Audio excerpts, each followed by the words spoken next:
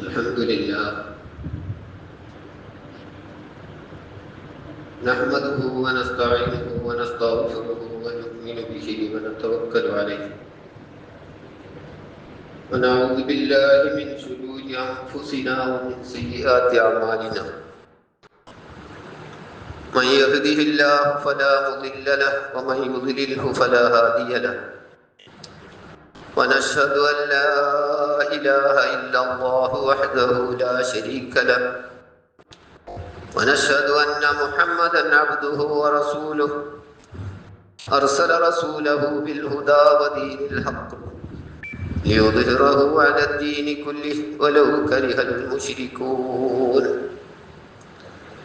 اللهم صل على محمد وعلى آل محمد كما صليت على إبراهيم وعلى آل إبراهيم وبارك على محمد وعلى آل محمد كما باركت على إبراهيم وعلى آل إبراهيم إنك حميد مجيد إن أريد إلا الإصلاح ما استطعت وما توفيقي إلا بالله عليه توكلت وإليه أنيب رب اشرح لي صدري ويسر لي أمري واحلل عقدة من لساني يفقهوا قولي جل من قال في كلام الكريم أعوذ بالله من الشيطان الرجيم يا أيها الذين آمنوا إن كثيرا من الأحبار والرهبان ليأكلون أموال الناس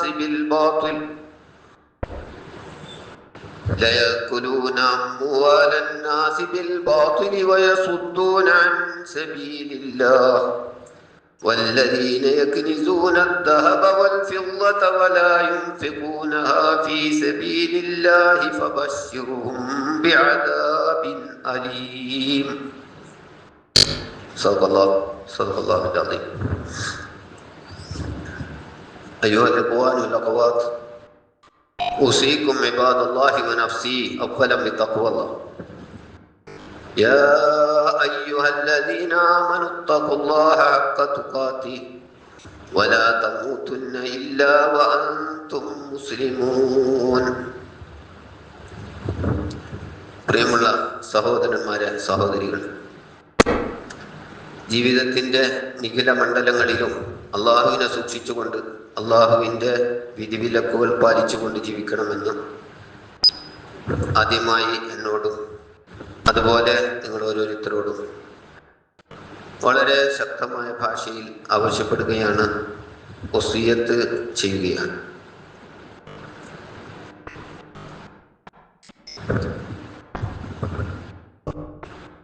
രണ്ട് മൂന്ന് ആഴ്ചകളിലായി സമൂഹത്തിൽ ഇസ്ലാമുമായി ബന്ധപ്പെട്ടുകൊണ്ടുള്ള പല ചർച്ചകളും നടന്നുകൊണ്ടിരിക്കുകയാണ്. അതിൽ പ്രധാനപ്പെട്ട ഒന്ന് രണ്ട് വിഷയങ്ങൾ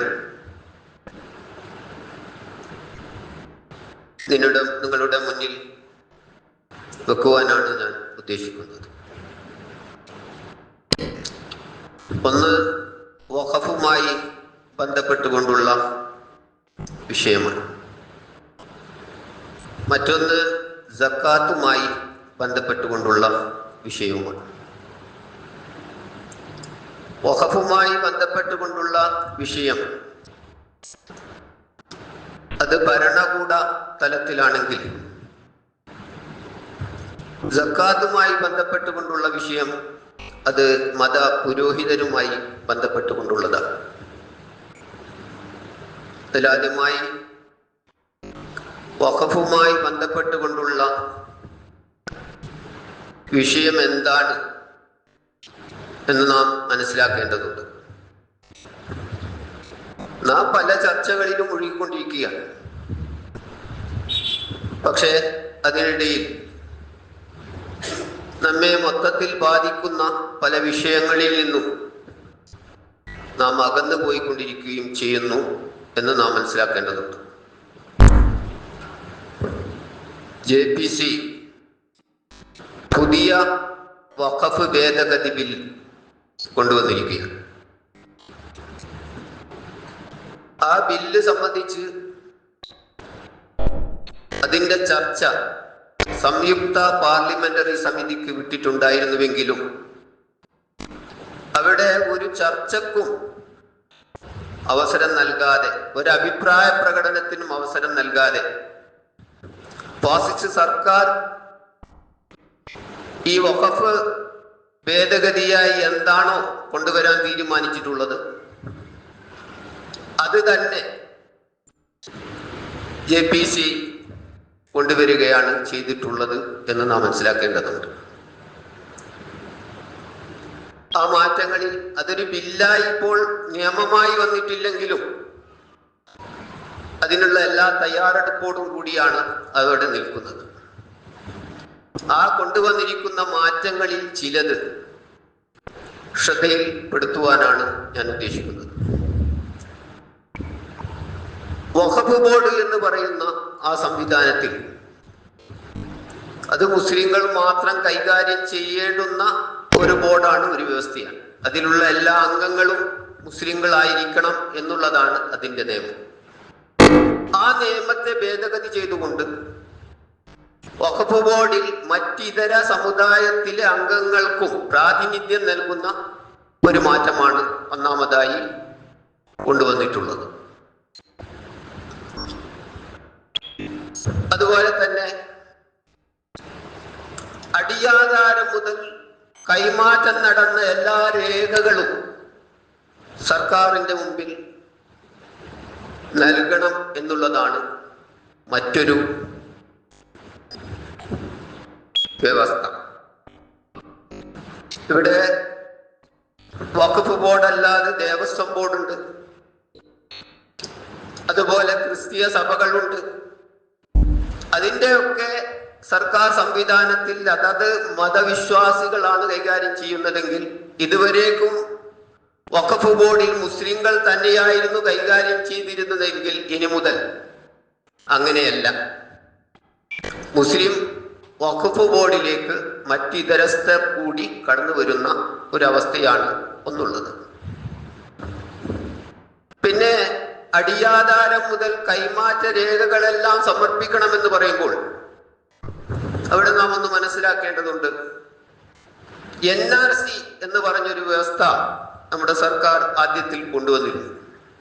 ആ ബില്ല് നമ്മുടെ നിലനിൽക്കുകയാണ്, പ്രയോഗത്തിൽ വന്നിട്ടില്ലെങ്കിൽ അത് ക്രമേണ വരുത്തിക്കൊണ്ടിരിക്കുകയാണ്.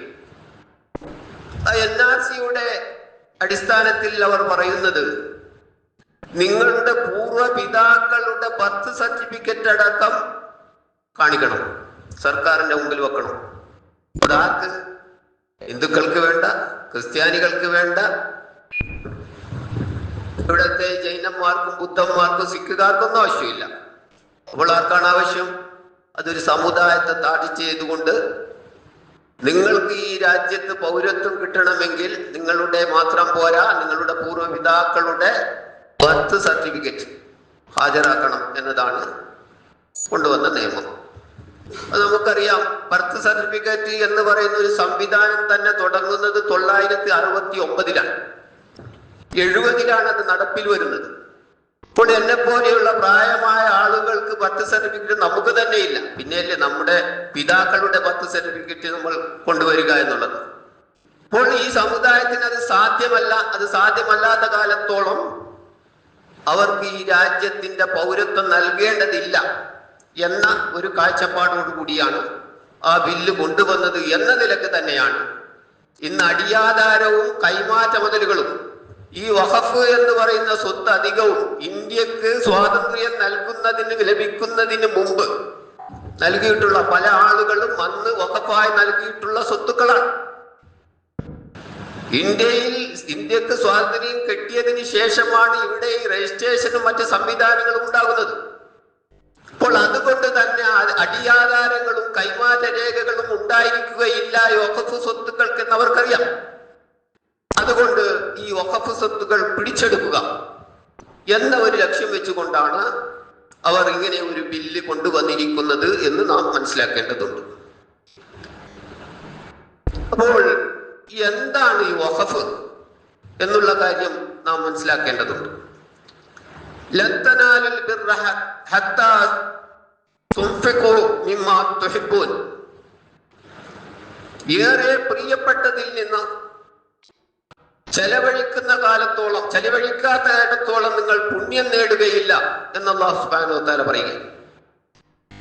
നാം അള്ളാഹുവിന് നൽകുകയാണ്. ഈ വഖഫ് എന്ന് പറഞ്ഞാൽ അള്ളാഹുവിന് നൽകുകയാണ്. ഈ അള്ളാഹുവിന് നൽകുമ്പോഴോ നമുക്ക് വേണ്ടാത്ത, നമുക്ക് അത്രയൊന്നും പ്രയോജനമില്ലാത്തതല്ല നൽകേണ്ടത്. നിങ്ങൾക്ക് ഏറ്റവും പ്രിയപ്പെട്ട അതായിരിക്കണം നിങ്ങൾ അള്ളാഹുവിന് നൽകേണ്ടത്. നൽകുന്നത് അള്ളാഹുവിനാണ്, രാജാതിരാജനായ അള്ളാഹുവിനാണ്. നാം നമ്മുടെ ഏതെങ്കിലും ഒരു ഭരണാധികാരിക്ക് എന്തെങ്കിലും ഒന്ന് പ്രസന്റേഷൻ ചെയ്യുകയാണെങ്കിൽ നാട്ടിൽ വില കുറഞ്ഞ എന്തെങ്കിലും പ്രസന്റേഷൻ ചെയ്യുമോ? ഏറ്റവും വില പൊടിപ്പുള്ളതാണ് നൽകുക. ഇത് രാജാതിരാജനായ അള്ളാഹുവിന് നൽകുമ്പോൾ നിങ്ങൾക്ക് ഏറ്റവും പ്രിയപ്പെട്ടതിനെ നിങ്ങൾ നൽകണം. ആ നൽകാത്തിടത്തോളം കാലം നിങ്ങൾ പുണ്യം പ്രാപിച്ചവരാവുകയില്ല എന്ന് അല്ലാഹു സുബ്ഹാനഹു വ തആല പറയുകയാണ്. അങ്ങനെ ഒരാൾ ഒരു സ്വത്ത് വഖഫ് ചെയ്ത് കഴിഞ്ഞാൽ അതിന്റെ ഉടമസ്ഥത അള്ളാഹുവിനാണ്. അത് നൽകിയ ആളിനോ അത് അനുഭവിച്ചു കൊണ്ടിരിക്കുന്ന ആളുകൾക്കോ അതിന്റെ ഒരു ഉടമസ്ഥതയുമില്ല. അതിന്റെ ഉടമസ്ഥൻ അള്ളാഹുവാണ് എന്ന് നാം മനസ്സിലാക്കേണ്ടതുണ്ട്. ഈ സൂക്തം അവതരിച്ച സന്ദർഭത്തിൽ അബൂ തൽഹ റളിയല്ലാഹു അൻഹു അദ്ദേഹത്തിന് എന്ന് പറയുന്ന ഒരു വലിയ തോട്ടമുണ്ടായിരുന്നു. മദീന പള്ളിയുടെ നേരെ മുൻവശത്ത് പലതരത്തിലുള്ള പഴവർഗ്ഗങ്ങളും നിറഞ്ഞു നിൽക്കുന്ന അതിമനോഹരമായ ഒരു തോട്ടം. ആരും ആഗ്രഹിച്ചു പോകും അങ്ങനെയുള്ള ഒരു തോട്ടം. അങ്ങേറ്റം അദ്ദേഹം ഇഷ്ടപ്പെട്ടിരുന്ന തോട്ടം. അദ്ദേഹം പ്രവാചകൻ സല്ലല്ലാഹു അലൈഹി വസല്ലമയുടെ അടുത്ത് ചെന്നുകൊണ്ട് പറയുകയാണ്, ഇങ്ങനെ അള്ളാഹുവിന്റെ ആയത്ത് ഇറങ്ങിയിരിക്കുന്നു, എനിക്ക് പുണ്യം നേടേണ്ടതുണ്ട്, അതുകൊണ്ട് ഈ സ്വത്ത്, ഈ തോട്ടം ഞാൻ വഖഫ് ചെയ്യാൻ തീരുമാനിച്ചിരിക്കുന്നു. പ്രവാചകൻ അംഗീകരിച്ചുകൊണ്ട് പറഞ്ഞു, നാളെ ആഖിറത്തിൽ അതിനേക്കാളും വലിയത് നിനക്ക് അല്ലാഹു നൽകും. എന്നിട്ട് പ്രവാചകൻ സല്ലല്ലാഹു അലൈഹി വസല്ലം പറയുക, നാം അയാൾ എന്ത് പറയും? ആരെങ്കിലും എന്തെങ്കിലും ഒന്ന് ദാനം ചെയ്യാൻ ഞങ്ങളെ ട്രസ്റ്റിലേക്ക് നൽകും, അല്ലെങ്കിൽ ഞങ്ങളുടെ സംഘടനയിലേക്ക് നൽകും എന്നൊക്കെയായിരിക്കും നാം പറയുക. എന്നാൽ തിരുനബി സല്ലല്ലാഹു അലൈഹി വസല്ലം പറഞ്ഞത്, നിന്റെ കുടുംബത്തിൽ നിനക്ക് ഏറ്റവും അടുത്തുള്ള ആരെങ്കിലും ദാരിദ്ര്യം അനുഭവിക്കുന്നുണ്ടെങ്കിൽ അവർക്ക് നീ ഈ സമ്പത്ത്, അള്ളാഹുവിന്റെ ഈ സമ്പത്ത്, നീ വഖഫ് ചെയ്ത സമ്പത്ത് നീ വീതിച്ച് നൽകൂ എന്നായിരുന്നു പ്രവാചകൻ സല്ലല്ലാഹു അലൈഹി വസല്ലം നൽകിയ മറുപടി. അതനുസരിച്ചുകൊണ്ട് അദ്ദേഹം ആ തോട്ടത്തെ തന്റെ കുടുംബത്തിലെ ഏറ്റവും പ്രിയപ്പെട്ട ആളുകൾക്ക് വീതിച്ച് നൽകി എന്നതാണ് ചരിത്രം. അപ്പോൾ ഇനി ഉസ്മാൻ റളിയല്ലാഹു അൻഹുവിന്റെ ചരിത്രം എടുത്ത് വെച്ചാൽ ഈ വഖഫ് സ്വത്ത് എന്ന് പറയുന്നത് അള്ളാഹു അവിടെ കെട്ടിപ്പൂട്ടി വെക്കുകയും മറ്റും ചെയ്യുന്ന ഒരു സംഗതിയല്ല. അത് മുസ്ലിങ്ങൾ മാത്രം അനുഭവിക്കുന്ന ഒരു സംഗതിയുമല്ല. മൊത്തം എല്ലാ മനുഷ്യർക്കും എന്ന് മാത്രമല്ല, മൃഗപക്ഷികൾക്കൊക്കെയും അനുഭവിക്കുന്ന ഒരു സംഗതിയാണ് വഖഫ് എന്ന് പറയുന്നത്. മദീനയിൽ ഒരിക്കൽ വരൾച്ച ഉണ്ടായി. വെള്ളം കിട്ടാൻ വളരെ പ്രയാസം. വെള്ളത്തിനായി എല്ലാവരും ബുദ്ധിമുട്ടിക്കൊണ്ടിരിക്കുന്ന സന്ദർഭത്തിൽ ഒരു ജൂതന്റെ കിണറിൽ മാത്രം നല്ലവണ്ണം വെള്ളമുണ്ട്. ആ ജൂതൻ ആ വെള്ളത്തെ വിൽപ്പന നടത്തുകയാണ്. അതിൽ നിന്ന് വെള്ളമെടുക്കാൻ ഇത്ര തുക നൽകണം.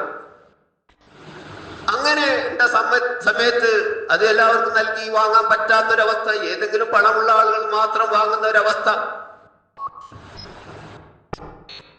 ആ അവസ്ഥ ഉണ്ടാകുമ്പോൾ പ്രവാചകൻ സല്ലല്ലാഹു അലൈഹി വസല്ലം ഉസ്മാൻ റളിയല്ലാഹു അൻഹുവിനോട് കാര്യം പറഞ്ഞു.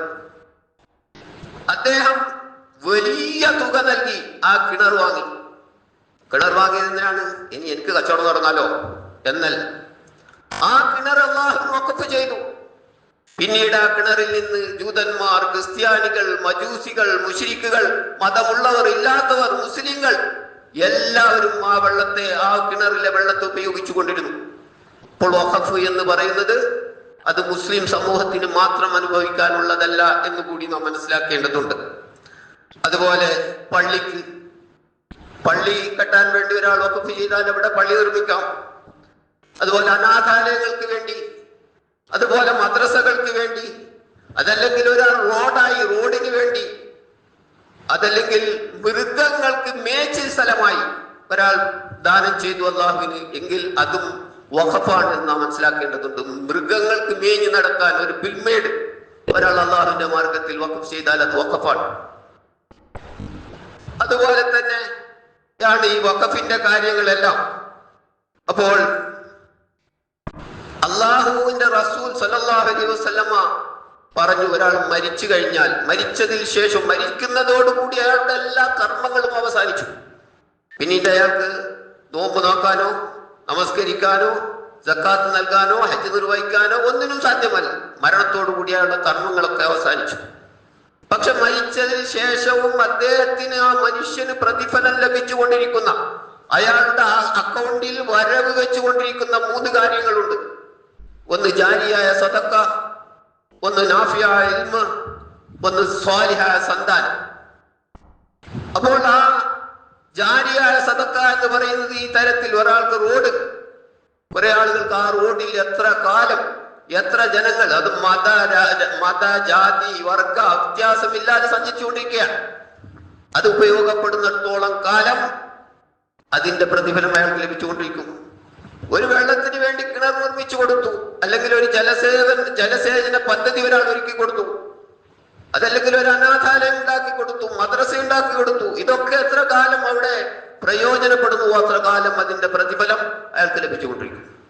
അതുപോലെ ഒരാൾ ഒരു അറിവ് മറ്റൊരാൾക്ക് പകർന്നു കൊടുത്തു, ആ അറിവനുസരിച്ച് അയാൾ ജീവിക്കുകയും അയാൾ മറ്റൊരാൾക്ക് അത് പകർന്നു കൊടുക്കുകയും അങ്ങനെ അത് തുടർന്നു കൊണ്ടിരിക്കുന്ന കാലത്തോളം ആദ്യമായി അറിവ് പകർന്നു കൊടുത്തിരിക്കുന്ന ആ മനുഷ്യനിലേക്ക് അതിന്റെ പ്രതിഫലം വന്നുകൊണ്ടേയിരിക്കും.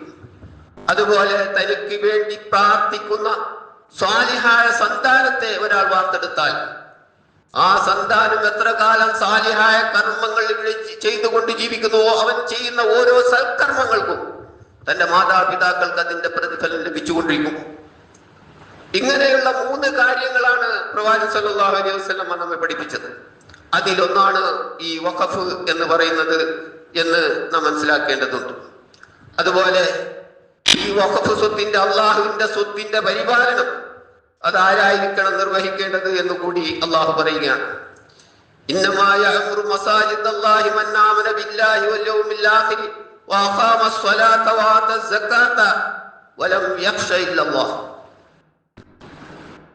അള്ളാഹുവിന്റെ പള്ളികൾ പരിപാലിക്കേണ്ടത്, അള്ളാഹുവിന്റെ സ്വത്തുക്കൾ പരിപാലിക്കേണ്ടത്, വഖഫ് സ്വത്തുക്കൾ പരിപാലിക്കേണ്ടത്, അള്ളാഹുവിലും അന്ത്യദിനത്തിലും വിശ്വസിക്കുന്ന, നമസ്കാരം നിലനിർത്തുന്ന, സക്കാത്ത് നൽകുന്ന, അല്ലാഹുവിനല്ലാതെ മറ്റാരെയും ഭയപ്പെടാത്ത അവർക്കാണ് അള്ളാഹുവിന്റെ സ്വത്ത് കൈകാര്യം ചെയ്യുവാൻ, അതിനെ പരിപാലിക്കാനുള്ള അധികാരമുള്ളത് എന്ന് കൂടി നാം മനസ്സിലാക്കേണ്ടതുണ്ട്.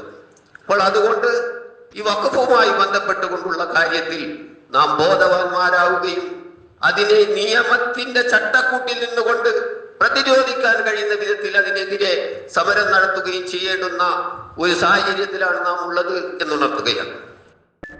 രണ്ടാമതായി നമുക്ക് മനസ്സിലാക്കാനുള്ളത് സക്കാത്തുമായി കൊണ്ടുള്ള കാര്യമാണ്. ഇത് പുരോഹിതന്മാരാണ് മുമ്പോട്ട് വന്നുകൊണ്ടിരിക്കുന്നത്. സംഘടിത സക്കാത്ത് ഇസ്ലാമികമല്ല എന്ന് വിധി പ്രഖ്യാപിച്ചിരിക്കുകയാണ്, ഫത്വ നൽകിയിരിക്കുകയാണ്. അത് എത്രത്തോളം അപകടകരമാണ് എന്ന് നാം മനസ്സിലാക്കേണ്ടതുണ്ട്. കടമൂല പലിശക്കണിയിൽ കുടുങ്ങി ഒരു തുണ്ട് കയറിൽ ജീവൻ ഒടുക്കുവാൻ വേണ്ടി കാത്തിരിക്കുന്ന എത്രയോ ആളുകൾ, അത്തരം പലിശ സംവിധാനങ്ങൾക്കെതിരെ ഒരു അക്ഷരം മിണ്ടാത്തവർ, ജനങ്ങളെ അത്തരത്തിലുള്ള കടക്കുരുക്കുകളിൽ നിന്ന് മോചിപ്പിച്ച് ബുദ്ധിമുട്ടുകളിൽ നിന്നും പ്രയാസങ്ങളിൽ നിന്നും കഷ്ടനഷ്ടങ്ങളിൽ നിന്നും ഒക്കെ രക്ഷപ്പെടുത്തി കൊണ്ടുവരാൻ വേണ്ടിയിട്ടുണ്ടാക്കിയിട്ടുള്ള ഈ സംഘടിത സക്കാത്ത് സംവിധാനത്തിനെതിരെ അവർ കുരച്ചു ചാടിക്കൊണ്ടിരിക്കുന്നതാണ് നാം കണ്ടുകൊണ്ടിരിക്കുന്നത്. അല്ലാഹു സുബ്ഹാനഹു വ തആല പറയുകയാണ്, വകാനൽ കാഫിറു അലാ റബ്ബിഹി ലഹീറ. സത്യനിഷേധി തന്റെ നാഥനെതിരെ എല്ലാ ദുശക്തികളെയും സഹായിക്കുന്നവനായിരിക്കും. അവർ ഈ ചെയ്തുകൊണ്ടിരിക്കുന്ന സഹായം ഇവിടത്തെ ഇസ്ലാമിന്റെ ശത്രുക്കളെ സഹായിച്ചുകൊണ്ടിരിക്കുകയാണ് എന്ന് നാം മനസ്സിലാക്കേണ്ടതുണ്ട്. ഇവിടെ കാഫിർ എന്ന് പറഞ്ഞാൽ എന്താണ്? ഇസ്ലാം അല്ലാത്ത മുസ്ലിങ്ങളല്ലാത്ത ആളുകളല്ല കാഫിർ എന്ന് പറഞ്ഞാൽ. സത്യം മനസ്സിലാക്കി അതിനെ നിഷേധിക്കുന്ന, അതിനോട് നിഷേധാത്മകമായ നിലപാട് പുലർത്തുന്ന ആളുകളാണ് യഥാർത്ഥത്തിൽ കാഫിറുകൾ, സത്യനിഷേധികൾ. സത്യം അറിയാത്ത ആളുകളെ നമ്മൾ എങ്ങനെയാണ് സത്യനിഷേധി എന്ന് പറഞ്ഞാൽ? അയാൾക്ക് സത്യം അറിഞ്ഞിട്ടില്ല. പക്ഷെ ഇവർ സത്യം അറിഞ്ഞിരിക്കുന്നു.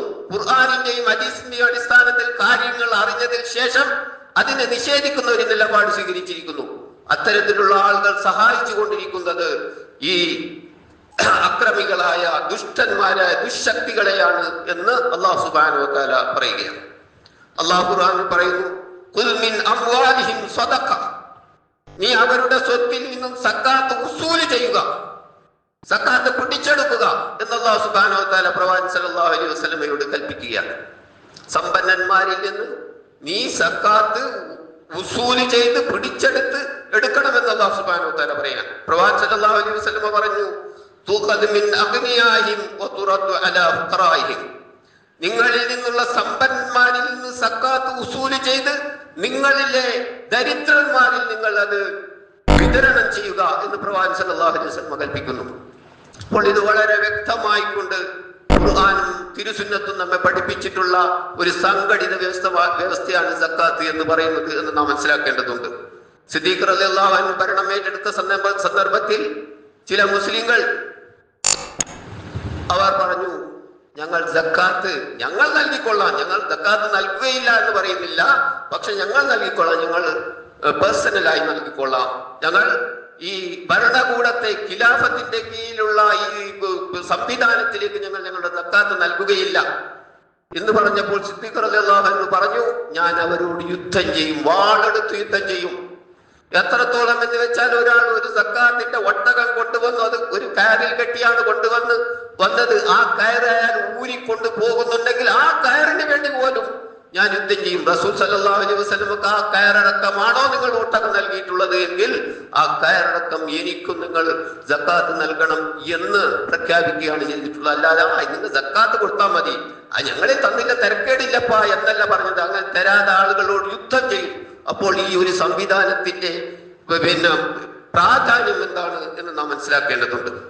സമൂഹത്തിൽ നിന്ന് യാചന ഇല്ലാതാക്കാൻ, ദാരിദ്ര്യ നിർമ്മാർജ്ജനം ചെയ്യുവാൻ വേണ്ടിയാണ് ഈ സംവിധാനം ഉണ്ടാക്കിയിട്ടുള്ളത്, അല്ലാതെ യാചകന്മാരെ സൃഷ്ടിക്കാൻ വേണ്ടിയിട്ടല്ല. റമദാൻ മാസമാകുമ്പോൾ ഇങ്ങനെ ചില ഇടങ്ങളിലൊക്കെ ഇങ്ങനെ ദാനം ചെയ്യുന്നത് കാണാം, സക്കാത്ത് എന്ന് പറഞ്ഞുകൊണ്ട് കുറെ. അപ്പോൾ ചില ആൾ ചോദിച്ചു, ഇന്നടുത്ത് സക്കാത്ത് കൊണ്ട് നീ അറിഞ്ഞില്ലേ എന്ന് ചോദിച്ചാൽ, അത് കൊടുക്കുന്നുണ്ടോ? അവന് ഓടി ആ ക്യൂവിൽ നിന്ന് ഇത് വാങ്ങാൻ വേണ്ടി. അങ്ങനെ ഒരു യാചനക്ക് പ്രോത്സാഹനം നൽകുന്ന ഒരു അവസ്ഥയിലല്ല സക്കാത്ത്. ബഹുമാനമാണ് പ്രധാനം. അപ്പോൾ ഈ യാചിക്കാൻ വരുന്നവരെക്കാളും കൂടുതൽ ആളുകൾ തന്റെ മാന്യത കാത്തു സൂക്ഷിച്ചുകൊണ്ട് പലതരത്തിലുള്ള ബുദ്ധിമുട്ടുകളും പ്രയാസങ്ങളും വിഷമങ്ങളും സഹിച്ചുകൊണ്ട് പുറത്ത് കാണുമ്പോൾ അയാൾക്കൊരു ബുദ്ധിമുട്ടുമില്ല എന്ന് തോന്നുന്ന വിധത്തിൽ ജീവിച്ചുകൊണ്ടിരിക്കുന്ന മനുഷ്യന്മാരുണ്ട്. അതാണ് യഥാർത്ഥത്തിൽ ഫക്കീറന്മാരും മിസ്കീന്മാരും. അങ്ങനെയുള്ള ആളുകളെ കണ്ടെത്തി അവരിലേക്ക് എത്തിച്ചു കൊടുക്കേണ്ടുന്നതാണ് ഈ സക്കാത്ത് എന്ന് പറയുന്നത്. യാചന പ്രോത്സാഹിപ്പിക്കാൻ വേണ്ടിയിട്ടുള്ളതല്ല എന്ന് നാം മനസ്സിലാക്കേണ്ടതുണ്ട്. ദാരിദ്ര്യ നിർമ്മാർജ്ജനം ചെയ്യാൻ വേണ്ടിയിട്ടാണ്. അപ്പോൾ ഇവിടെ യാചന എന്ന് പറയുന്നത് ഒരു അഭിമാനത്തിന്റെ പ്രശ്നമാണത്. അപ്പോൾ യാചിക്കുന്ന ആളുകൾ സ്വയം അഭിമാനിതരല്ല, അഭിമാനമുള്ളവരല്ല. സ്വന്തം കുടുംബത്തിന്റെ മക്കളുടെ ഭാര്യയുടെ അഭിമാനം പോലും പകർത്താത്ത ആളുകളാണ് പലപ്പോഴും. യാചന എവിടെയാണ്? അത് ആറാമാക്കിയിട്ടില്ലെങ്കിലും വളരെ കഷ്ടപ്പെട്ട് എനിക്ക് ഇനി ഒരു നിർവാഹമില്ല, ഒരു വഴിയുമില്ല, എന്റെ കുഞ്ഞി പട്ടിണി കിടന്ന് മരിക്കാൻ പോവുകയാണ് എന്നുള്ള ഒരവസ്ഥ വരുമ്പോൾ ചിലപ്പോൾ ആരെങ്കിലും കൈകാട്ടിയെന്ന് വരാം. അതല്ലാതെ തനിക്ക് മറ്റുള്ളവരിൽ നിന്ന് ഓസിക്ക് കിട്ടണം എന്ന നിലക്കുള്ള ആഗ്രഹത്തോടു കൂടി മറ്റുള്ളവരുടെ മുമ്പിൽ കൈ കാണിക്കുന്നത് അത് അഭിമാനത്തിന് ക്ഷതമേൽക്കുന്നു എന്ന് മാത്രമല്ല, അത് മറ്റുള്ളവരുടെ അവകാശം. നമുക്കറിയാം, റേഷൻ കടകളിൽ ചുവന്ന കാർഡ് മഞ്ഞക്കാർഡൊക്കെ ഉണ്ട്. വെള്ളക്കാർഡിന് പോലും അർഹതയില്ലാത്ത ആളുകൾ ഈ ചുവന്ന കാർഡ് മഞ്ഞക്കാർഡുകളും കാണിച്ച് അവിടെ നിന്ന് അരിയും സാധനങ്ങളും കൊള്ളയടിക്കുന്നത് നമുക്ക് കാണാൻ സാധിക്കും. അതുമൂലം എന്താണ് സംഭവിക്കുന്നത്? യഥാർത്ഥത്തിൽ അതിന് അർഹതപ്പെട്ട ആളുകൾക്ക് അത് തടയപ്പെടുകയാണ്. യഥാർത്ഥത്തിൽ അതിന് അർഹത ആയ ആളുകളിൽ നിന്ന് അത് അകറ്റപ്പെടുകയാണ്. അർഹതയില്ലാത്തവർ അത് നേടിയെടുക്കുകയാണ് ചെയ്യുന്നത് എന്ന നിലക്ക് തന്നെയാണ് യഥാർത്ഥത്തിൽ ഈ സംഭവം ഉണ്ടാകുന്നത്. അത് അഭിമാനത്തിന് അച്ചത്തിൽ പിതാവിൽ വെച്ച് പ്രവാചകൻ സല്ലല്ലാഹു അലൈഹി വസല്ലമ പറഞ്ഞത് ജനങ്ങളുടെ അഭിമാനത്തിനെ ഞങ്ങൾ മാനിക്കണം. അപ്പോൾ സ്വന്തത്തിന്റെ അഭിമാനത്തിന് എത്രമാത്രം മാനിക്കണം, കുടുംബത്തിന്റെ അഭിമാനത്തെ എത്രമാത്രം മാനിക്കണം. അതൊന്നും മാനിക്കാതെ മറ്റുള്ളവരുടെ മുന്നിൽ പണത്തിന് വേണ്ടി കൈനീട്ടുക എന്ന് പറയുന്നത് അത് ഇസ്ലാം അങ്ങേയറ്റം നിരുത്സാഹപ്പെടുത്തിയിട്ടുള്ള കാര്യമാണ്. പ്രവാചകൻ സല്ലല്ലാഹു അലൈഹി വസല്ലമയുടെ കാലത്ത് ഒരാൾ പ്രവാചകന്റെ അടുത്തേക്ക് സഹായം അഭ്യർത്ഥിച്ചു കൊണ്ടുവന്നു. പ്രവാചകൻ സല്ലല്ലാഹു അലൈഹി വസല്ലമ ചോദിച്ചു, നിന്റെ വീട്ടിൽ എന്തുണ്ട്? അദ്ദേഹം വീട്ടിൽ പോയി ഒരു തുണി എടുത്തുകൊണ്ട് വന്നു. റസൂൽ സല്ലല്ലാഹു അലൈഹി വസല്ലം അത് ലേലം ചെയ്തു. ലേലം ചെയ്തപ്പോൾ, ലേലം എന്ന് പറയുന്നത് നമ്മളെ ലേലമല്ല, ഒരു പ്രാവശ്യം ഒരാൾ ഒരു വില പറഞ്ഞു, പിന്നെ അതിന് വേറൊരാൾ വേറൊരു വില പറഞ്ഞു. അപ്പോൾ ആദ്യം പറഞ്ഞ ആൾ വീണ്ടും വില കൂട്ടി പറയുന്നു. ഈ ലേലമല്ല, ഒരാൾക്ക് ഒരു പ്രാവശ്യം മാത്രമേ വില പറയാനുള്ള അധികാരമുള്ളൂ. അങ്ങനെ ലേലം ചെയ്തുണ്ടാക്കിയ ആ തുണി വിറ്റിട്ട് ആ പണം കൊണ്ട് ഒരു കോടാലി വാങ്ങിച്ചു. എന്നിട്ട് അയാളുടെ കയ്യിൽ കൊടുത്തു. നീ ഇത് കൊണ്ട് ചെന്ന് കാട്ടിൽ ചെന്ന് വിറക് വെട്ടി അത് വിറ്റ് നിന്റെ കുടുംബത്തെ പോറ്റു എന്ന് പ്രവാചകൻ സല്ലല്ലാഹു അലൈഹി വസല്ലം പറഞ്ഞു. അത് പ്രോത്സാഹിപ്പിക്കുകയല്ല, യാചന പ്രോത്സാഹിപ്പിക്കുകയല്ല ചെയ്തിട്ടുള്ളത് എന്ന് നാം മനസ്സിലാക്കേണ്ടതുണ്ട്. അത്രത്തോളം യാചന ഇല്ലാതാക്കാൻ വേണ്ടിയിട്ടുള്ള ഒരു സംവിധാനമാണ് സക്കാത്ത് എന്ന് പറയുന്നത്. നമ്മുടെ പ്രദേശത്ത് എത്രയെത്ര ആളുകളാണ് നിത്യ ജീവിതത്തിന് വകയില്ലാതെ പലതരത്തിലുള്ള ബുദ്ധിമുട്ടുകളും പ്രയാസങ്ങളും സഹിച്ചുകൊണ്ട് മരുന്നാക്കാനില്ലാതെ കടം കൊണ്ട് ബുദ്ധിമുട്ടുന്ന ആളുകൾ എത്രയെത്ര ആളുകളാണ്. എത്രയെത്ര ആളുകളുടെ വീടുകളാണ് അടച്ചുപൂട്ടി സീൽ ചെയ്തിരിക്കുന്നത്. എന്തിനധികം പറയണം, നമ്മുടെ നാട്ടിൽ തന്നെ തന്റെ ഭാര്യയുടെയും മക്കളുടെയും ജീവിതത്തിന് അത് മുന്നോട്ട് കൊണ്ടുപോകാൻ വകയില്ലാതെ സ്വന്തം വീടും പറമ്പും വിറ്റ് ഏതോ ഒരു വാടക വീട്ടിൽ താമസിക്കുമ്പോൾ സ്വന്തത്തിന് തന്നെ മാരകമായ രോഗം ബാധിച്ചു. ആ രോഗം ബാധിച്ചപ്പോൾ നമ്മുടെ കുറെ ആളുകൾ ചെന്നു അയാളുടെ കുട്ടിയെ കൊണ്ട് സങ്കടം പറയിപ്പിച്ചു. എന്നിട്ട് അയാളുടെ ആ ബുദ്ധിമുട്ടിന്റെ ചിത്രം പകർത്തിയെടുത്തു, വീഡിയോ ഉണ്ടാക്കി അത് വാട്സാപ്പിലും മറ്റും കൂടി അതിൽ പ്രചരിപ്പിച്ചുകൊണ്ടിരിക്കുന്നു. യഥാർത്ഥത്തിൽ അയാൾക്ക് ഒന്നും അതിന് തടയാൻ പറ്റും. അതുവരെ അദ്ദേഹം അഭിമാനത്തെ കാത്തു സൂക്ഷിച്ച മനുഷ്യനാണ്. പക്ഷെ അദ്ദേഹത്തിന്റെ അഭിമാനത്തെ തച്ചുടക്കുകയാണ് അതുവഴി നാം ചെയ്തുകൊണ്ടിരിക്കുന്നത്. ഇനി അയാൾ മരിച്ചു പോയാൽ പോലും അത് സമൂഹത്തിൽ കറങ്ങിക്കൊണ്ടിരിക്കും. യഥാർത്ഥത്തിൽ നാം എന്താണ് ചെയ്യേണ്ടത്? നമ്മുടെ നാട്ടിലുള്ള സക്കാത്ത് നൽകാൻ നിർബന്ധിതരായിട്ടുള്ള ആളുകളിൽ നിന്ന് അത് പിടിച്ചെടുത്ത് ഇത്തരത്തിലുള്ള ബുദ്ധിമുട്ടുകൾ നേരിടുന്ന ആളുകളുടെ പ്രശ്നം പരിഹരിക്കുകയാണ് യഥാർത്ഥത്തിൽ ചെയ്യേണ്ടത് എന്ന് നാം മനസ്സിലാക്കേണ്ടതുണ്ട്. നാം മനസ്സിലാക്കുക, നമ്മുടെ ഈ കൊച്ചു നാട്ടിൽ, ഈ ഗ്രാമത്തിൽ ഒരു 10 ലക്ഷം രൂപ സ്വന്തമായി പെൻഡിംഗ് ഉള്ള അക്കൗണ്ടിലുള്ള ഒരു 10 ആളുകളെങ്കിലും ഉണ്ടായിരിക്കുകയില്ലേ? ആ 10 ആളുകൾ ഒരു വർഷത്തിൽ ഒരാൾ 25,000 രൂപ, 2.5% ആകുമ്പോൾ ഒരു 25,000 രൂപ നൽകേണ്ടതുണ്ട്. 10 ആളുടേതാകുമ്പോൾ 2.5 ലക്ഷം രൂപ കിട്ടും. ആ 2.5 ലക്ഷം കൊണ്ട് ഉപജീവനത്തിന് മാർഗമില്ലാത്ത ഒരാളെ തെരഞ്ഞുപിടിച്ച് അയാളുടെ പ്രശ്ന പരിഹാരം നൽകിയാൽ അടുത്ത വർഷം അയാൾ കൈനീട്ടേണ്ട ആവശ്യം വരില്ല. അയാൾക്കും അയാളുടെ കുടുംബത്തിനും മാന്യമായ രീതിയിൽ ജീവിക്കാൻ പറ്റും. അല്ലാതെ നിങ്ങൾ തുണ്ടമായി 100ഉം 500ഉമായി കൊടുത്തത് കൊണ്ട് എന്ത് പ്രയോജനമാണ്? എല്ലാ വർഷവും കൈനീട്ടിക്കൊണ്ട് നിങ്ങളുടെ മുമ്പിൽ ക്യൂ നിൽക്കുമെന്നല്ലാതെ വേറെന്തൊരു പ്രയോജനമാണുള്ളത്? അതുപോലെ തന്നെ നമ്മുടെ നാട്ടിൽ കുറഞ്ഞ പക്ഷം ഒരു 20 പവനെങ്കിലുമുള്ള ഒരു 10 സ്ത്രീകൾ ഉണ്ടായിരിക്കയില്ലേ? ഇന്നത്തെ വില അനുസരിച്ച് ഒരു 20 ലക്ഷം രൂപക്ക് ഒരു 20 പവൻ പൊന്നിന് 12 ലക്ഷം രൂപയെങ്കിലും കിട്ടും. അതിന്റെ സക്കാത്ത് നിങ്ങളൊന്ന് പരിശോധിച്ചു നോക്കൂ. അതിലൂടെ എത്ര ആളുടെ പ്രശ്നങ്ങൾ പരിഹരിക്കാൻ പറ്റും? ഞാൻ കുറഞ്ഞ അളവാണ് പറഞ്ഞിട്ടുള്ളത്. അപ്പോൾ അങ്ങനെ നമ്മുടെ സക്കാത്ത് അത് ചക്കാത്തായിട്ട് നൽകാനല്ല, അത് സംഘടിതമായി തന്നെ സ്വരൂപിച്ച് അതിലൂടെ സമൂഹത്തിന്റെ പ്രശ്നങ്ങൾ പരിഹരിച്ച് ദാരിദ്ര്യ നിർമ്മാർജ്ജനം ചെയ്യാനുള്ള ശ്രമം നാം നടത്തേണ്ടതുണ്ട് എന്നാണ് ഈ സന്ദർഭത്തിൽ എനിക്ക് ഓർമ്മിപ്പിക്കാനുള്ളത്. കാര്യങ്ങൾ ഏതാവിധം മനസ്സിലാക്കാനും അത് ജീവിതത്തിൽ ഉൾക്കൊള്ളുവാനുള്ള തൗഫീഖ് നൽകി അള്ളാഹു നമ്മെ അനുഗ്രഹിക്കുമാറാകട്ടെ.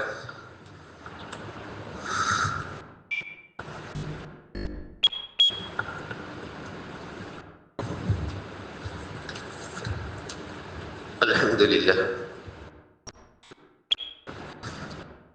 حمدا كثيرا طيبا مباركا فيه على كل حال.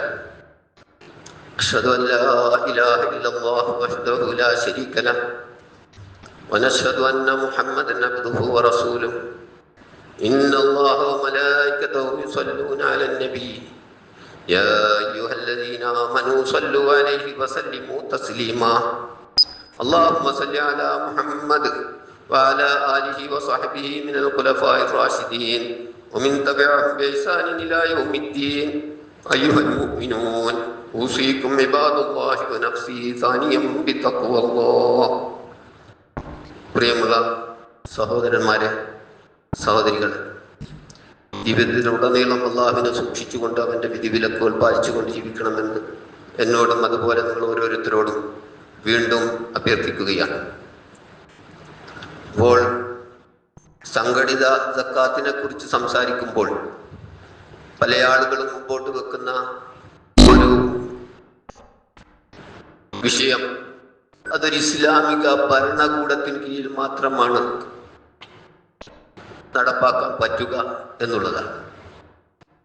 ഒരു ഇസ്ലാമിക ഭരണകൂടത്തിന്റെ കീഴിൽ തന്നെയാണ് ജമാഅത്ത് നമസ്കാരം, പള്ളികളും ജമാഅത്ത് നമസ്കാരവും ആരംഭിച്ചിട്ടുള്ളത്. അതുപോലെ തന്നെയാണ് നോമ്പും, അതുപോലെ തന്നെയാണ് ഹജ്ജും. അപ്പോൾ ഇസ്ലാമിലെ 4 പ്രധാനപ്പെട്ട ആരാധനാ കർമ്മങ്ങൾ, അതിൽ 3 ജമാഅത്തായി തന്നെയാണ് നിർവഹിക്കപ്പെട്ടുകൊണ്ടിരിക്കുന്നത്. പള്ളി നാം നിർമ്മിക്കുന്നത് എന്തിനാണ്? അത് ജമാഅത്തായിട്ട് നടക്കണം. അതിനാണല്ലോ നാം പള്ളികൾ നിർമ്മിക്കുന്നത്, അവിടെ ഒരു ഇമാമിനെ ഏർപ്പാട് ചെയ്യുന്നത്, ഒരു മുഅദ്ദിനെ ഏർപ്പാട് ചെയ്യുന്നത്. അപ്പോൾ അത് ജമാഅത്തായിട്ട് നടക്കണം. അതിനൊരു ഇസ്ലാമിക ഭരണത്തിന്റെ ആവശ്യമൊന്നുമില്ല. നോമ്പോ കുറെ ആൾ മുഹറത്തിൽ, കുറെ ആൾ സഫറിൽ, അങ്ങനെയാണോ നിർബന്ധ നോമ്പ് നോക്കൽ? എല്ലാവരും ജമാഅത്തായി റമളാൻ മാസത്തിൽ തന്നെയാണ് നോക്കുന്നത്. ഹജ്ജോ ഒരാൾ ഹജ്ജ് മാസത്തിൽ, പിന്നെ മുഹറം, സഫർ, അങ്ങനെയാണോ ഹജ്ജ് നിർവഹിക്കാറുള്ളത്? എല്ലാവരും ഹജ്ജ് മാസത്തിൽ ആ കൃത്യപ്പെടുത്തിയ ആ സമയത്ത് തന്നെയാണ് ഹജ്ജ് നിർവഹിക്കുന്നത്.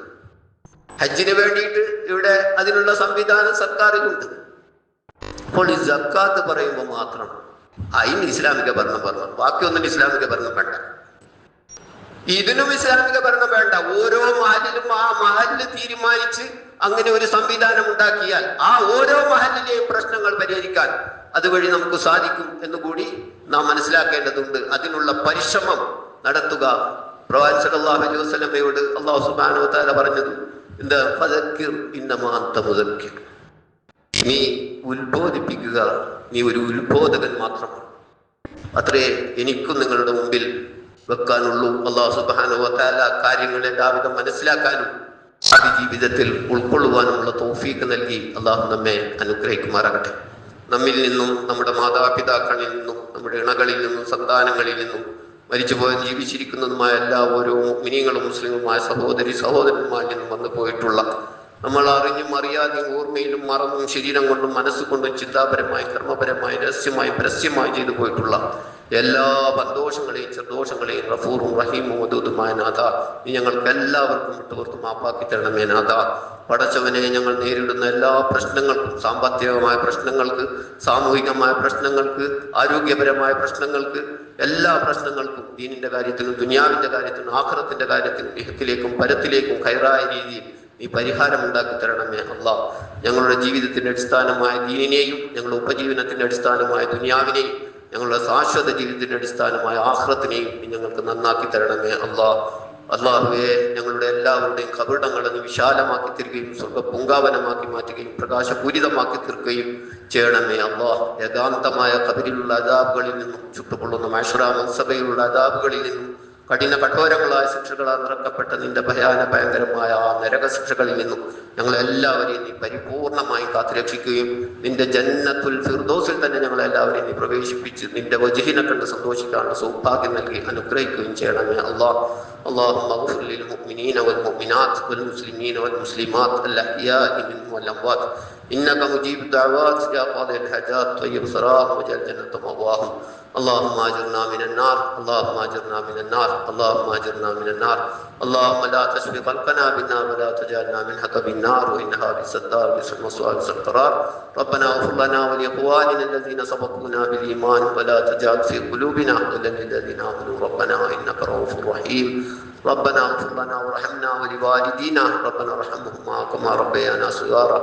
ربنا اغفر لنا ولإخواننا الذين سبقونا بالإيمان ولا تجعل في قلوبنا غلا للذين آمنوا ربنا إنك رؤوف رحيم. ولذكر الله أكبر والله أعلم ما تصنعون.